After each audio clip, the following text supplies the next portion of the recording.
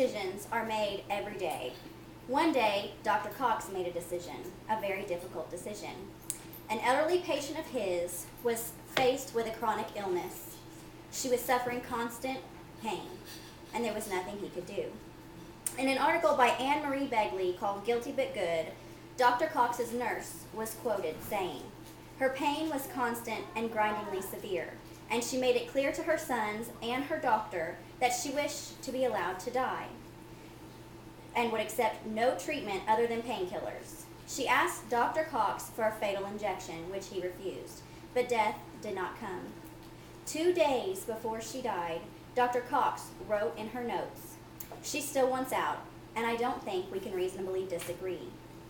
The severe, continuous pain did not respond to increasingly large doses of opiates.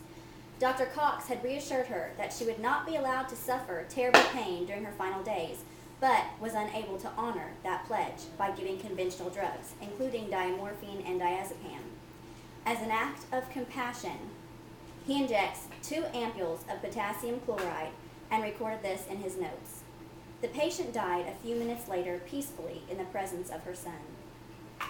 This is only one example of many people who are every day faced with an illness that they can't escape from, faced with constant pain that they need relief from.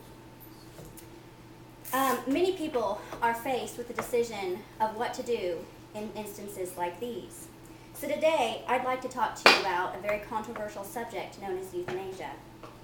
I want to tell you about what and who is involved and consider why it may be a good idea to consider this in an instance like that.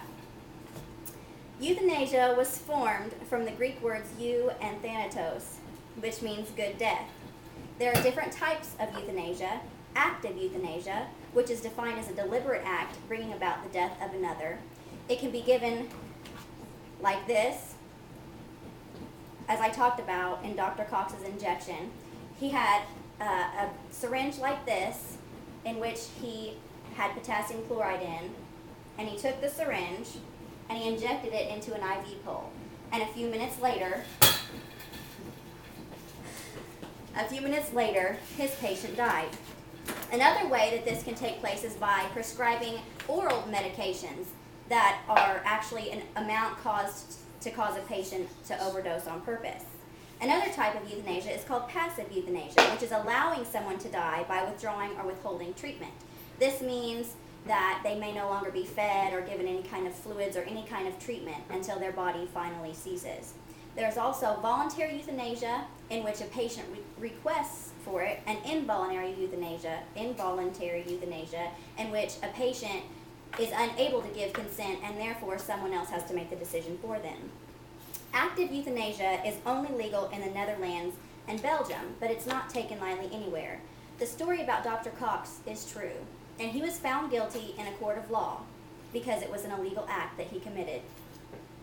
An article by G.G. van Brookem Vandescher had a case study done, and in his case study it showed that 78.8% of the time there was much consultation done before euthanasia was decided upon. 79% of the time, the hospitals had strict policies regarding euthanasia in the places where it was legal. And that's what I feel like we need in the United States. Janet Holt wrote an article called Nurses' Attitudes to Euthanasia, and she quoted that a doctor is entitled to do all that is proper and necessary to relieve the pain and suffering of a patient, even if the measures he takes may incidentally shorten human life. In this case, they're talking about passive euthanasia. Now, I had a relative in my family that was 94 years old, and she was in a nursing home. She was unable to walk without the use of a walker or a wheelchair, but was in relatively good health. She'd suffered a few strokes. You could still go in and talk to her. She no longer had power of attorney, and so her daughters felt like, because she had a little bit of dementia, it was time for her to go. At this point, they decided to use a legal procedure called passive euthanasia, in which they drugged her up on morphine and no longer gave her any kind of fluids or any kind of food. She lived for almost a week with no food and no water. Later, the nurses came to us and told us that if she hadn't been drugged, that would have been the most miserable death that anybody could have ever had.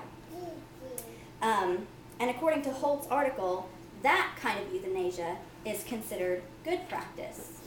So why is it wrong if a woman or a man who wants to die asks you for a medication that would peaceably and in a timely manner, shorten their own life? In the United Kingdom in 1961, a Suicide Act was enacted. Suicide is the 8th leading cause of death, which accounts for 30,000 deaths a year, and chronic illness has a large impact on the rate of suicide. Many suicide victims fail to completely commit the job, and a lot of times are what's called resuscitated. This means that the suicide victim is brought back to life. If the suicide victim wasn't resuscitated in time, a lot of times they're kept alive by artificial means, respirators and different mechanical devices to help keep them alive. Why is it that doctors can keep someone alive when they don't want to be alive, but they are unable to help a patient die when it's their time? According to a study in the article I previously talked about by Van Rookem Vandesher, 262 of 404 patients requested euthanasia, though not all received it. In most cases, doctors will administer the medication, but occasionally nurses will administer it. I found that not all people in the medical field want to be involved in euthanasia, but many of them agree that the patient should have the right to choose.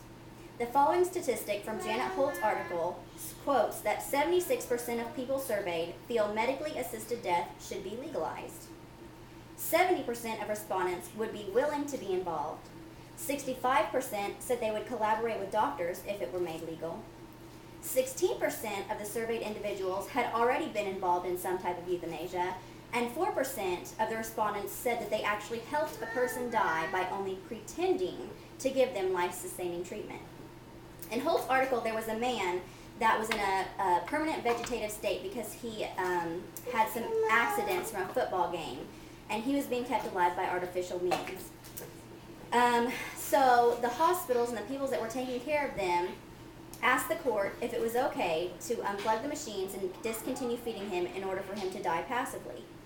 The courts requested their grant, again showing that passive euthanasia is okay, while active euthanasia is still not legal.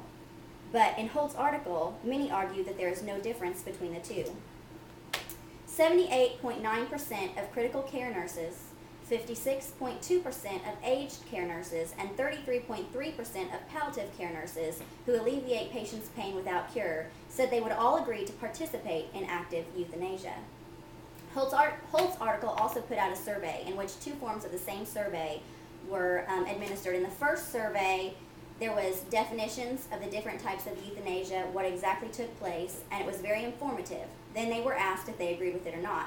In the other type of the survey, all it asked was your opinion on euthanasia. This went out to several different people, and the study showed that people that understood what euthanasia really was were more likely to agree with it than those who didn't understand it. Why is it that every day people with beloved animals take them to the vet to have them euthanized to end their suffering, but you wouldn't do the same for your mother or your grandmother? People in the military go overseas every day and kill people who don't want to be killed so that we don't have to suffer. But when one of our own suffers, they find it, well, they just find it wrong to put that person to peace. In my opinion, euthanasia is not killing. It is merely ending suffering in a timely and merciful manner. If it were you in a chronic illness, suffering, pain, what would you do? To watch and to do nothing is more of a crime than prescribing medication to end someone's suffering. It is my opinion that we need to petition hospitals to invoke a policy for active euthanasia, so when our loved ones need it, it will be made available to them. If hospitals meet every other one of our needs, why can't they meet this one too?